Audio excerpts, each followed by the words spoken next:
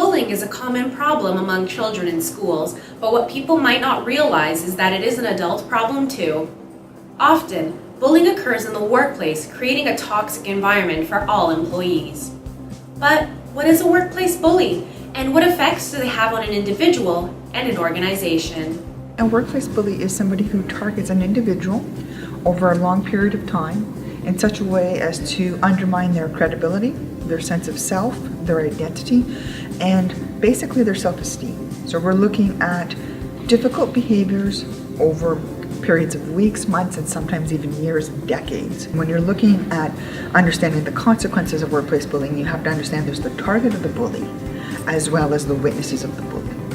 So the target of the bully will likely experience high levels of anxiety, depression, they'll have troubles concentrating, their levels of output and professionalism and competence will really crash. But for the actual overall witnesses of workplace bullying, they're also going to experience higher levels of stress. They're also going to have real problems maintaining high levels of innovation, productivity, engagement. They're going to have higher levels of turnover rates. There's going to be a skyrocketing absenteeism and sick days. And there's also going to be all sorts of just abandoning a sinking ship, get me out of here kind of mentality. With these consequences of workplace bullying, it's clear just how negative this behavior can be. But there's hope. Employers can monitor and reduce the presence of bullying in the workplace. Employers have many tools at their disposal. One of them is having clear codes of conduct. And these codes of conduct need to be dusted off the shelf and circulated among employees at least once or twice a year so that people know it exists as a document. Having a strong organizational culture where there's a culture of self-leadership and a culture of leadership is also critical.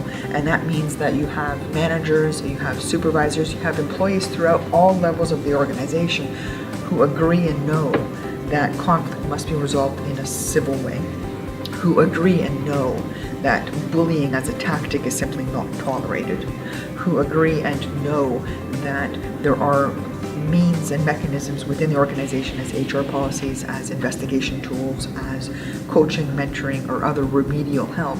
So when these kind of problematic behaviors first arise, they're addressed immediately and corrected. So it really is looking at the strength of the culture of the organization and providing social skills and mechanisms, techniques for them to be able to address that behavior quickly and promptly. When you look at the numbers of when you have bullying present in a workplace, you're looking at higher turnover rates.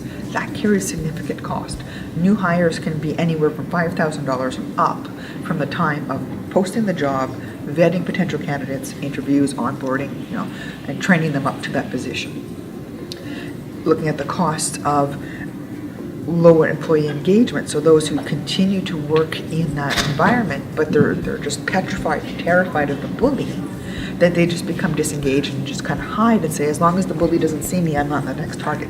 That carries a cost and lost productivity. So, in order to keep company costs lower and create a safe space for mental health, it's imperative that companies and their HR departments work toward creating a bully-free workplace. For Canadian HR Reporter, I'm Alexia Capralos.